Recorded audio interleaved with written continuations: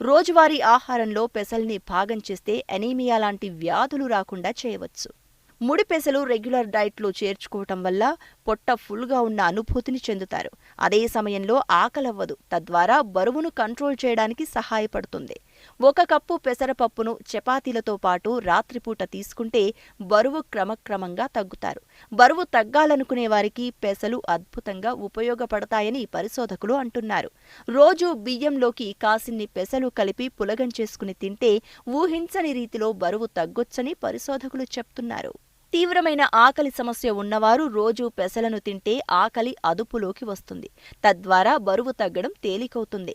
పెసలను రోజు ఆహారంలో భాగం చేసుకోవటం వల్ల డయాబెటీస్ సమస్య నుంచి బయటపడొచ్చు.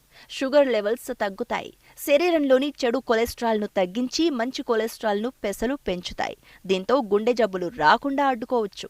శరీర మెటబాలిజంను